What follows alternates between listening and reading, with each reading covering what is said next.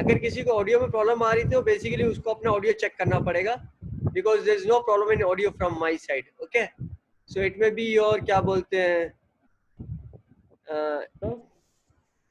किसी को ऑडियो की प्रॉब्लम आ रही है ना, तो अपना स्पीकर चेक करो, उसमें प्रॉब्लम होगी, क्योंकि मेरे यहाँ से कोई प्रॉब्लम नहीं है ऑडियो में. तो हाँ, अभी आपने शायद से मुझे कोई मैसेज दिया था सर, कुछ वो आपने गलत दे दिया. हाँ ठीक है, चल कोई बात नहीं.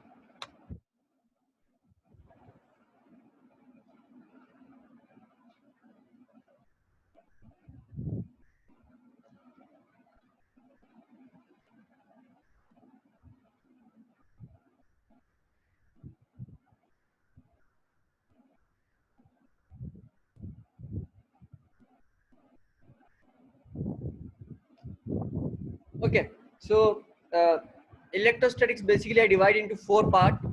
PPT आया नहीं क्या?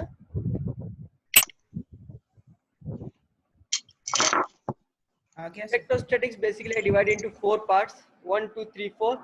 This is the first part. Second part is regarding potential.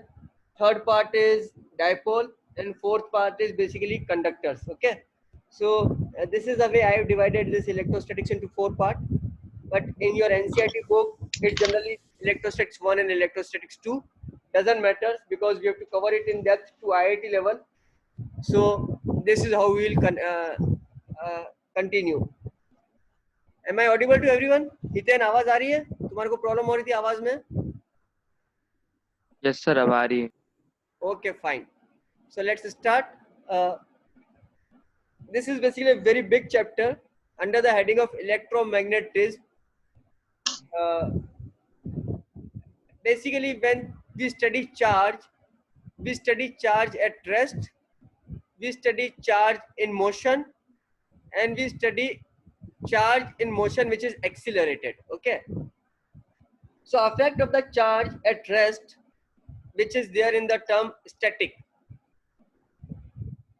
When the charge is at rest, that is static, then comes the branch electrostatic. When the charge is moving, okay, so that moving charge will produce the magnetic effect. हम लोग समझते हैं कि magnetic effect magnet की वजह से होता है, but even the moving charge also produce magnetic effect. So there is a lot of symmetry in the nature. We'll learn about that symmetry in the nature. So magnetism is that branch of physics in which we study the effect because of the moving charge, and that too with some constant velocity. And last is if the charge is accelerated, we study electromagnetic waves. तुम लोगों ने 11th class में तुम्हारे atomic structure के chapter में पढ़ा था ये कुछ इसके बारे में, एक्सीलरेटेड चार्ज के बारे में. कोई बता सकता है तुम लोगों ने क्या स्टडी किया था केमिस्ट्री में एटॉमिक स्ट्रक्चर के चैप्टर में एक्सीलरेटेड चार्ज के बारे में? एनीवन कैन टेल मी, क्या पढ़ा था तुम लोगों ने? सर रदरफोर्ड मॉडल का. रदरफोर्ड मॉडल में कहाँ एक्सीलरेशन के बारे में कुछ बोला था उसने? रदरफोर्ड मॉडल तो बहुत सिंपल था.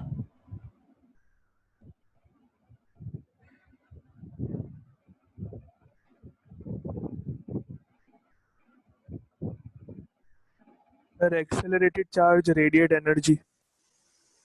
हाँ, जब वो थॉमसन मॉडल के बाद रदरफोर्ड मॉडल की स्टेबिलिटी की बात करी थी, तब ये आया था कि क्लासिकल मैकेनिक्स इलेक्ट्रोमैग्नेटिक्स क्या बोलते हैं क्वांटम मैकेनिक्स और वो सब डिस्कवर होने के बाद ये आया था कि if the charge is moving in a circle that is basically it's accelerated, it will basically radiate electromagnetic waves, that is radiate energy, and will ultimately fall into the nucleus. और उसके बाद क्वांटम मैकेनिकल मॉडल के develop हुए थे और bore के कुछ postulates भी उसके ऊपर बेस्ड थे. सो एनीवे ये वाला पार्ट जो है हम लोग फिजिक्स में और ज्यादा थोड़ा सा एक अलग चैप्टर में स्टडी करते हैं, so I will skip that part. But yes, charge का जब एक्सीलरेशन होता है then the chapter study is Sudesh, you can ask anytime, you can unmute yourself and you can raise your question. Okay? Anyone, अगर किसी को भी कोई problem हो तो वैसे ही तुम लोग माइक अनम्यूट करके सवाल पूछ लो.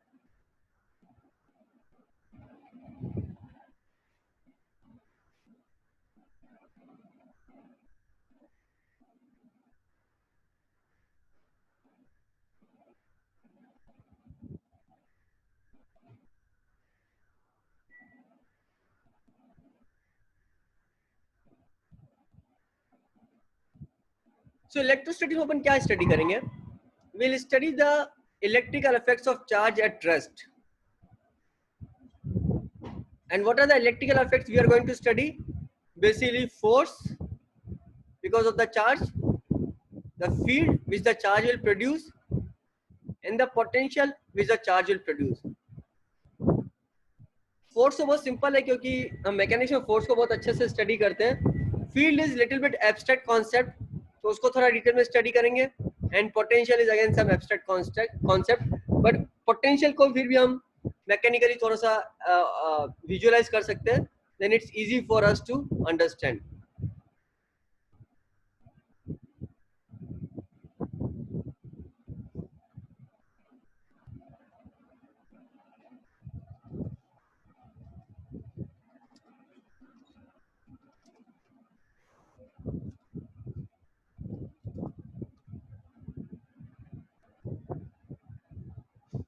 Okay, so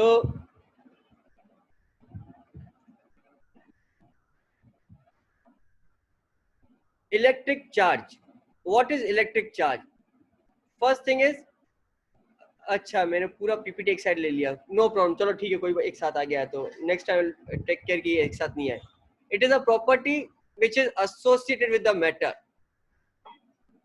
एक प्रॉपर्टी जो हमने मैटर के साथ एसोसिएट की थी 11th क्लास में. कोई बता सकता है कौन सी प्रॉपर्टी एसोसिएट की थी मैटर के साथ में? स्टार्टिंग के चैप्टर्स में कुछ प्रॉपर्टीज एसोसिएट हुई थी मैटर के साथ में. Mass. Mass was the property which was associated with the matter. और उसको कौन सा मास बोलते थे? इनर्शियल मास बोलते थे. बाद में जाके एक और प्रॉपर्टी एसोसिएट हुई मैटर के साथ में जिसको ग्रेविटेशनल मास बोला था. क्योंकि दोनों प्रॉपर्टी अलग अलग कॉन्टेक्स्ट में डिस्कवर हुई थी, इसीलिए दोनों को अलग अलग माना जाता था. Inertial mass was different from the gravitational mass, but बाद में पता चला कि these two properties are same. Okay,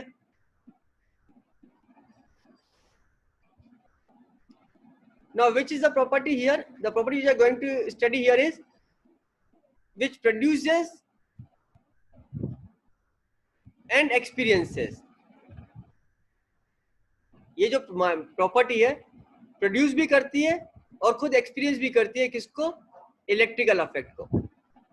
the charge will produce the electric field and experience the force in the electric field. इसीलिए अपन बोलेंगे it produces and it experiences electrical effects. Okay, so in nature there are two types of charges, positive charge and negative charge. Again, positive charge and negative charge is by convention. Okay, जब discover हुआ और दो तरह के charge discover हुए जिनके opposite behaviour है, तो एक को पॉजिटिव बोला और एक को नेगेटिव बोला. And this property which differentiates two types of charges, okay, this is known as polarity of charge. And SI unit of charge is coulomb. It is a scalar quantity and its dimension is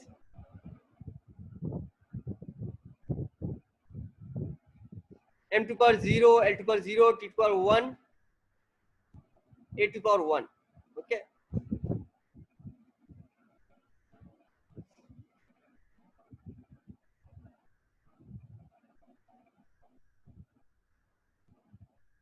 remember, बहुत fundamental है. Charge is not a base quantity. In fact current is a base quantity. हम हमेशा current को define करते हैं charge flowing per unit time.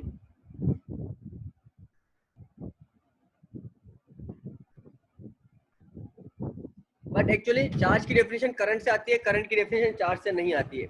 और जो current की डेफिनेशन आती है ना, वो जब हम मैग्नेटिज्म का चैप्टर पढ़ेंगे ना, वहां से आएगी. Where we are going to define what is this ampere.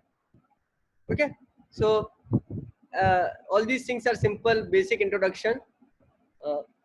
Basic properties of electric charge. Additivity of charges. क्या मतलब है एडिटिविटी ऑफ चार्जेस का?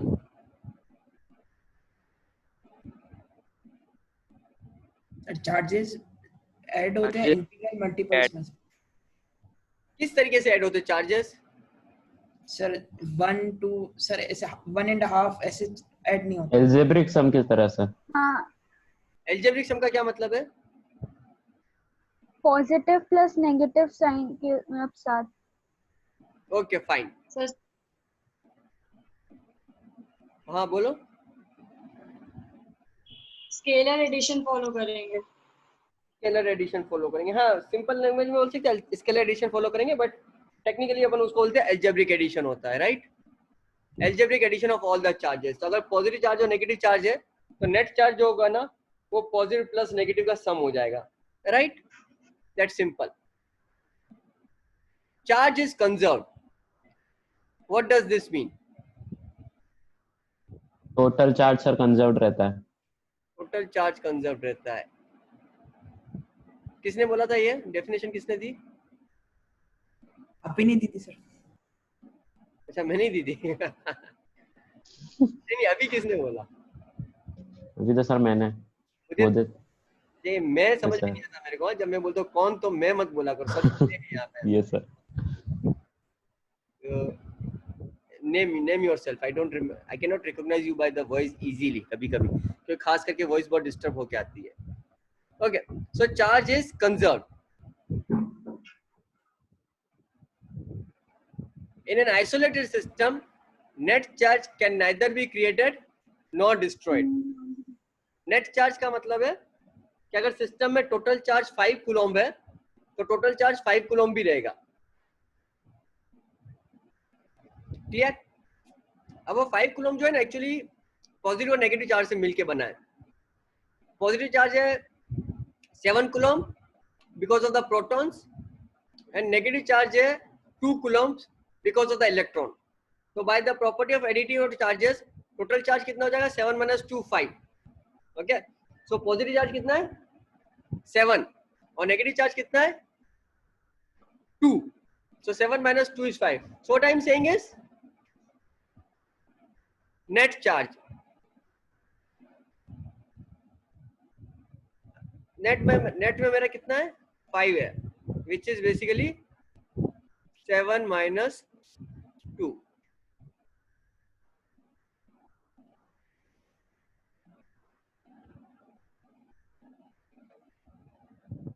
Redistribution charges within the constituents of the system is possible. I don't know तुम लोग इस word को कैसे समझोगे redistribution? Miqdad, can you tell me इधर रीडिस्ट्रीब्यूशन से क्या मतलब है मेरा?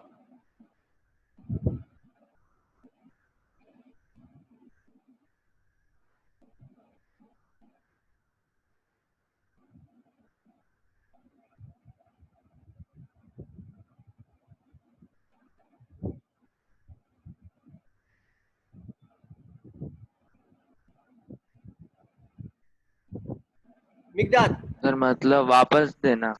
हाँ नहीं, किसको देना वापस?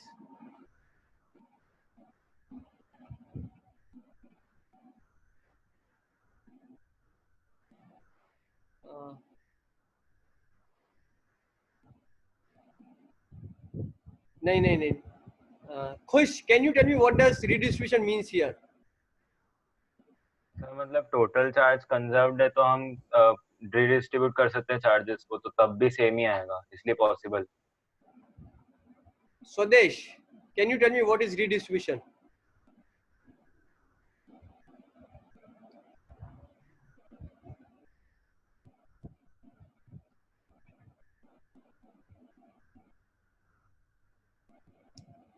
यशा? सर अगर जैसे कि चार्जेस हैं तो मतलब ऐसा भी हो सकता है कि सारे पॉजिटिव पॉजिटिव एक साथ हो जाए, नेगेटिव नेगेटिव एक साथ हो जाए, तो फिर भी नहीं नहीं रहेगा। ये लैंग्वेज का प्रॉब्लम मेरे को लगा, इसीलिए मैंने पूछा यहाँ पे रीडिस्ट्रीब्यूशन।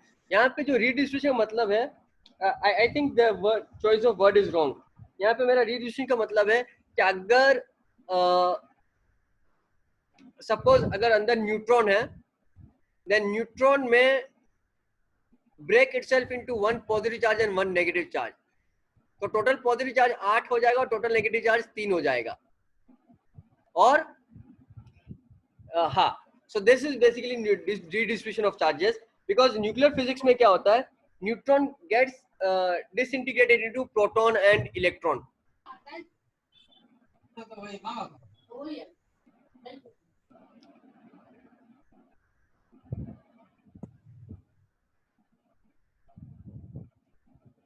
Okay, clear? ये समझ में आ गया मैंने क्या बोला लास्ट में? न्यूट्रॉन जो है ना प्रोटॉन इलेक्ट्रॉन में डिसइंटीग्रेट हो जाएगा, उसके बाद भी नेट चार्ज 5 कूलम भी रहेगा, जबकि जो तुम्हारा टोटल पॉजिटिव चार्ज है वो 8 हो जाएगा और टोटल नेगेटिव चार्ज है वो 3 हो जाएगा. Next is quantization of charge. Fundamentals still hold true quantization of charge, but जिस लेवल पे हम पढ़ेंगे वो अब वैलिड नहीं है, बट अभी भी हमारे सिलेबस में यही है तो हम इसी को पढ़ेंगे. What does quantization means? Integral multiple. Layman language में अगर किसी को समझाना चाहे तो क्वांटाइजेशन का क्या मतलब होता है? Counting of discrete particles. और जब काउंटिंग पॉसिबल नहीं होता है तो वो सिस्टम कैसा बन जाता है? कंटिन्यूअस बन जाता है. So we may have when we can count things discretely, then we say it's discrete, and when we can't count things discretely, we say it's a continuous system. Okay, so quantization of charge means charge on any body is integral multiple of electronic charge. यहाँ पे जो है ना ये वाला जो assumption है हमारा इंटीग्रल मल्टीपल, तो इंटीग्रल मल्टीपल तो अभी भी होल्ड करता है, लेकिन integral multiple of electronic charge जो दूसरा पार्ट है ना वो होल्ड नहीं करता है, लेकिन फिर भी हम उसको मान के चलेंगे कि वो होल्ड करता है. ओके, मैं बताता हूँ क्या मतलब है उसका. So charge on a body is integral multiple of electronic charge. Electronic charge का क्या मतलब है?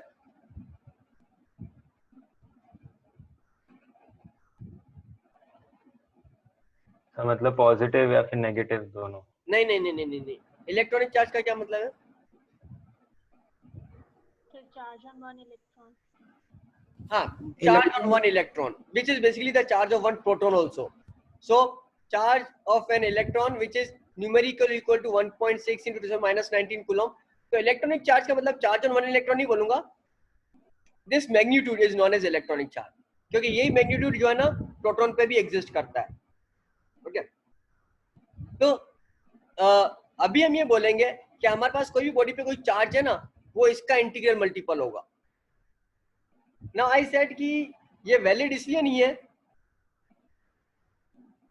Because initially it was thought that electron is the smallest unit of charge, but now there are particles like quarks.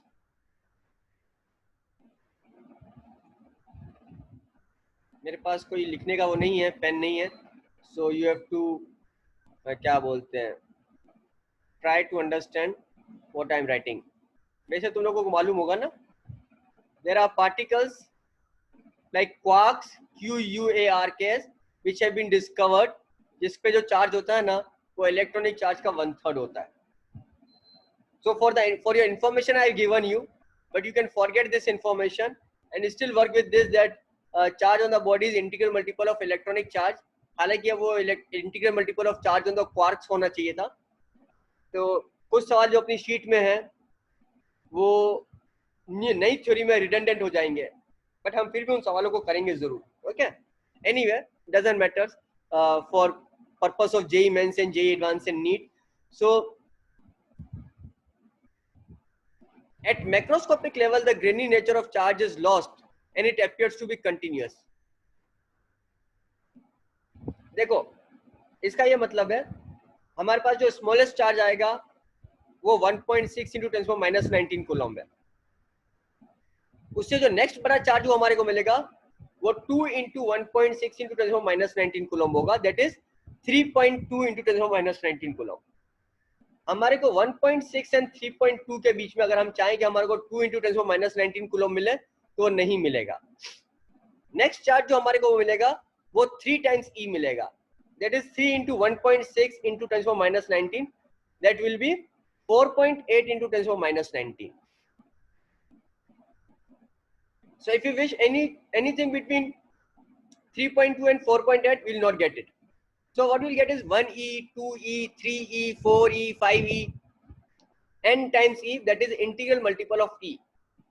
This is basically happening at a microscopic level. But if we go at the macroscopic level, जब अपन coulomb define करते हैं, 1 coulomb. So 1 coulomb is approximately having 10 to the power 18 electrons.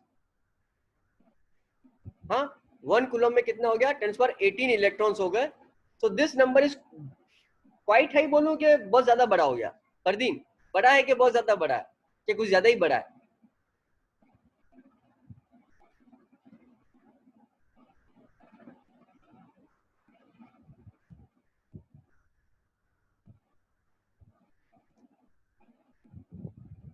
Devansh,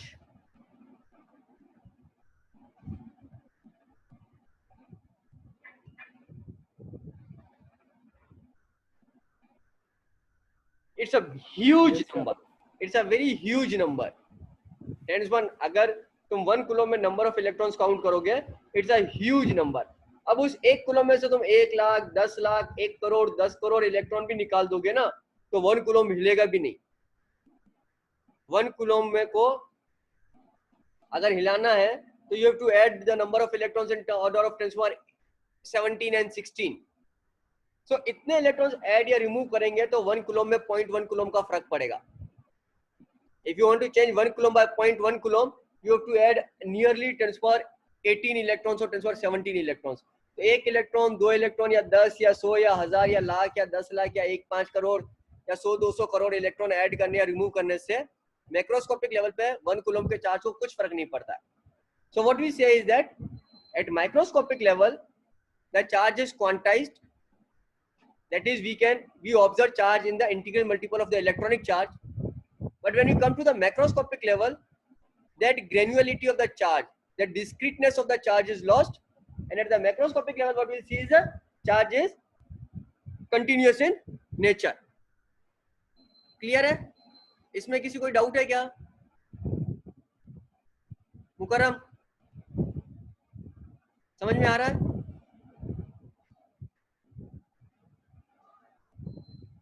sorry, मिगदाद, मुकरम नहीं, मिगदाद.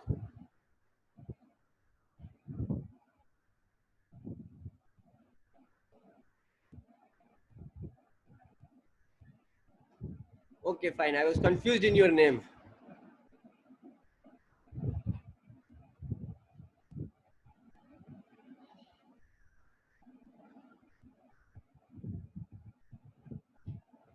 There are some miscellaneous properties of the electric charge जो हमारे को सवाल solve करने में काम आएगी. So let's discuss those properties. The like charges repel each other and the unlike charges attract each other.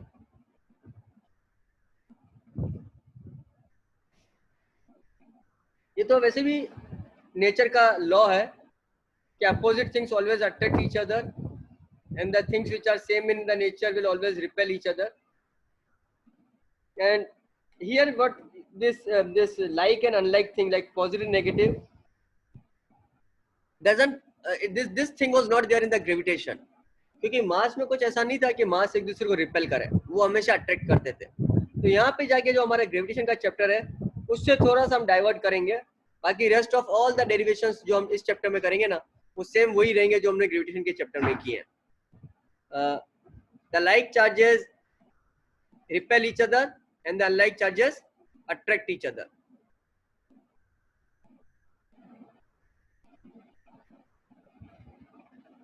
When a body is positively charged, its mass decreases, and when it is negatively charged, its mass increases. Because it's simple कि किसी भी body को positive charge करने का simple सा मतलब है कि you are removing electrons from it. It's not because of the addition of the proton, but it's because of the removal of the electron. So if the body is positively charged, it means we are removing the electron, उसका mass decrease होगा. Negatively charged का मतलब है अपन उसको electron देंगे, and if you are giving the electron, the mass will increase.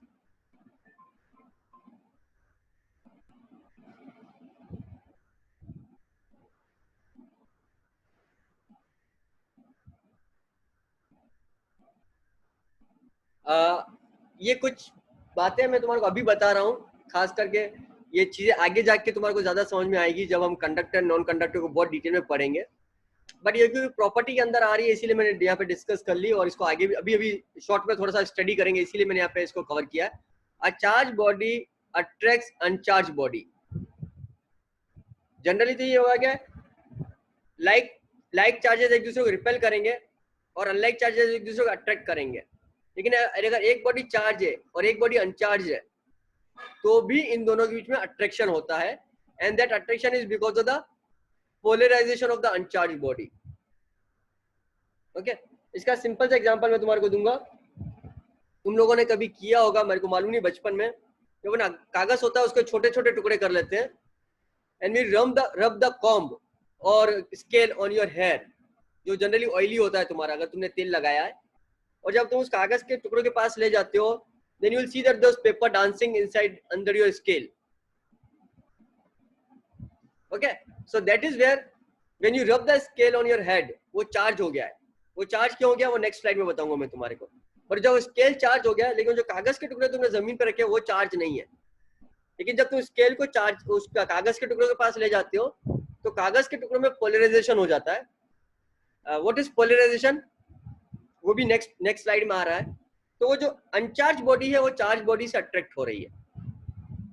Okay, so this give rise to a new property which says that अगर हमारे को ये देखना है कि दोनों बॉडी चार्ज है या नहीं है, then the only sure shot test for this is that both the body should repel each other.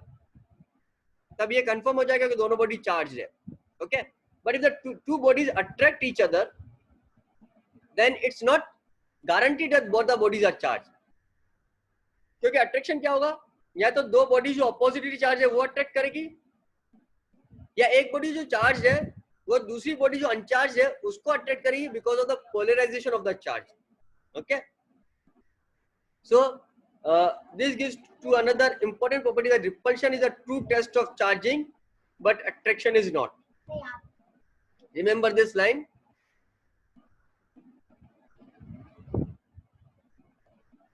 Conductors and insulators, मैंने बोला मैंने इलेक्ट्रोड्स को चार पार्ट में डिवाइड किया, 1 2 3 4। This conductors and insulators is something which is study in detail in our chapter 4 book 4 electrostatic 4।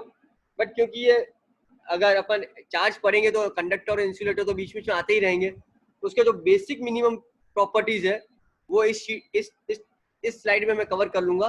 बाकी सब तो हम डिटेल में बहुत बाद में पढ़ेंगे। कंडक्टर किसको बोलते हैं, लेमन टर्म में हम बात कर ले। कंडक्टर्स वो होते हैं जिनके पास एक्सेस ऑफ इलेक्ट्रॉन्स है,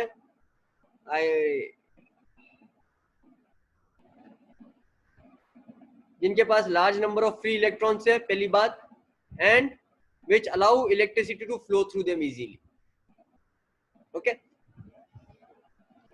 इंसुलेटर्स वो होते हैं जिसके पास फ्री इलेक्ट्रॉन्स नहीं होते हैं और वो हाई रेजिस्टेंस ऑफर करते हैं करंट के फ्लो में। ये दो प्रॉपर्टी है।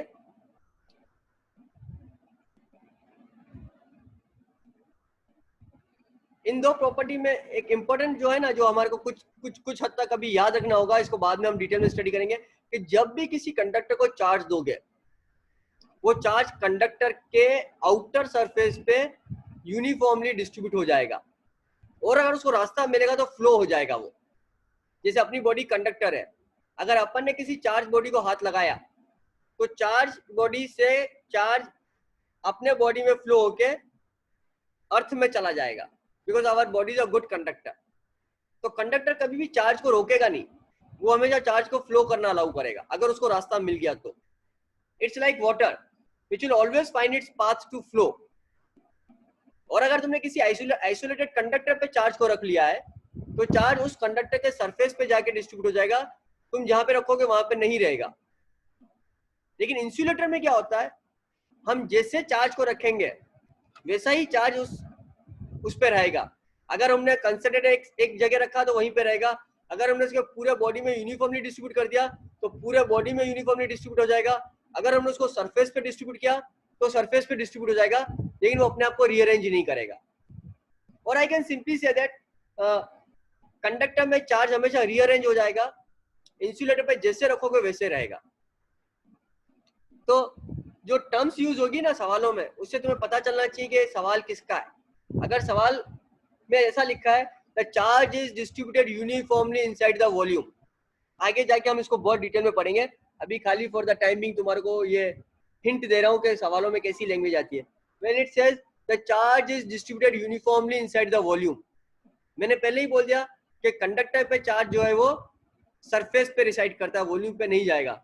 इसका मतलब वो सवाल नॉन कंडक्टर की बात कर रहा है।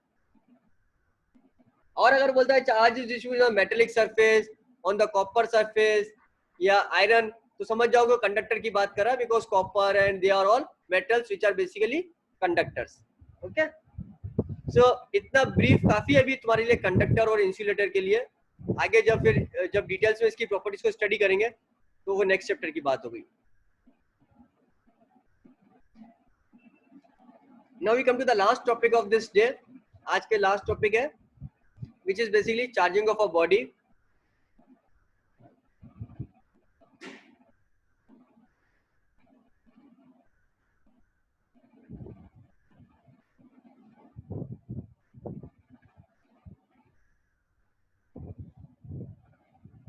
There are around 6 ways which I mentioned here, जिसके डिटेल्स में कल की क्लास में डिस्कस करूंगा। आज I will only brief you these points. First is friction, that is by rubbing. जो तुम लोगों को प्रैक्टिकली तो मालूम ही है कि जब तुम किसी भी स्केल को अपने सर पे रब करते हो, basically you are producing the charge by rubbing, that is friction. Conduction, अगर कहीं पे चार्ज है उसको कंडक्टर से टच करेंगे तो because of the conducting property charge will flow और दूसरे बॉडी में चार्ज प्रोड्यूस होगा। इंडक्शन, अभी एक्सप्लेन तो नहीं किया था लेकिन बताया था ऐसा होता है कि जब मैंने स्केल को सर से रब किया, स्केल पे चार्ज आ गया। अब जब इस स्केल को कागज के टुकड़ों के पास ले जाते हैं तो कागज के टुकड़ों में कुछ पोलराइजेशन हो जाता है। वो जो पोलराइजेशन होता है ना उसको इंडक्शन बोलते हैं। और फिर उसके बाद जो नेक्स्ट स्टेप करेंगे कंडक्शन वाली, उससे भी बॉडी को चार्ज किया जा सकता है। So that process is known as induction. I am going to cover all these points in detail in the next class. अभी खाली brief कर रहा हूँ। Next is field emission. इसको तो डिटेल में कवर करने की जरूरत ही नहीं है, अभी बता देता हूँ। किसी भी बॉडी के अंदर जो इलेक्ट्रॉन्स होते हैं, जो फ्री इलेक्ट्रॉन्स होते हैं, वो अंदर ही इलेक्ट्रोस्टैटिक फोर्स से बाउंडेड होते हैं। अगर अपन एक स्ट्रॉन्ग इलेक्ट्रिक फील्ड अप्लाई करेंगे ना, electric field is a new term, maybe a new term for you or you may know what is electric field, but electric field chapter में आगे आएगा। तो जब इलेक्ट्रिक फील्ड में होगा ना तो वो इलेक्ट्रॉन पे फोर्स लगाएगा, और जब इलेक्ट्रिक फील्ड का फोर्स, जो इलेक्ट्रॉन को बॉडी के अंदर होल्ड करने वाला फोर्स है इलेक्ट्रोस्टैटिक फोर्स, उससे ज्यादा होगा तो ये इलेक्ट्रॉन सरफेस से बाहर आ जाएंगे।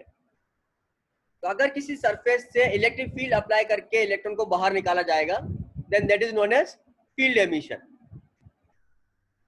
थर्मोआयनिक एमिशन, जैसे तुम लोग काइनेटिक थ्योरी ऑफ गैसेस में पढ़ा था कि all the atoms and molecules are moving with a very high random speed in all the directions. उसी तरह से कंडक्टर में भी क्या होता है कि the electrons are moving with a high speed in all the directions. तो अपन हीट करते हैं किसी भी सरफेस को, मेटल को, तो इलेक्ट्रॉन के पास इतनी काइनेटिक एनर्जी आ जाती है कि वो मेटल को छोड़ के बाहर आ जाते हैं। This is known as thermionic emission. It's something similar to जो तुम्हारा पानी का इवोपरेशन होता है, उसमें भी क्या होता है, जो पानी के मॉलिक्यूल्स अंदर रैंडमली स्पीड से मूव कर रहे हैं, अगर उनके पास इतनी एनर्जी आ जाए कि सरफेस का एस्केप करके बाहर आ जाए तो वो इवोपरेशन कहलाता है। सिमिलरली अगर उतनी हीट दे दें अपन इलेक्ट्रॉन को तो उसकी काइनेटिक इतनी बढ़ जाए तो अंदर के फोर्स ऑफ अट्रैक्शन को छोड़ के बाहर आ जाए तो थर्मोआयनिक एमिशन हो जाएगा। And last is photoelectric emission. ये फोटोइलेक्ट्रिक इफेक्ट तो तुम लोग 11th क्लास में एटॉमिक स्ट्रक्चर चैप्टर में पढ़ ही चुके हो। अगेन ये भी वही प्रोसेस है कि किसी भी सरफेस पे या मेटल के अंदर या कंडक्टर के अंदर जो इलेक्ट्रॉन्स है, जो फ्री इलेक्ट्रॉन्स है, उसको इतनी एनर्जी दे दो कि उसके पास इतनी काइनेटिक एनर्जी आ जाए कि जो सरफेस के अंदर जो होल्ड करने वाले फोर्सेस है इलेक्ट्रोस्टैटिक, उसको ब्रेक करके वो सरफेस से बाहर आ जाए। सो I'll over this class here only, and इसके जो details है वो हम next class में study करेंगे. Okay, so charging of the body are by some 6 methods you have mentioned: friction, conduction, induction, field emission, thermionic emission and photoelectric effect. किसी को कोई डाउट हो तो पूछ लो मेरे को, and I'll stop the class here only and we'll continue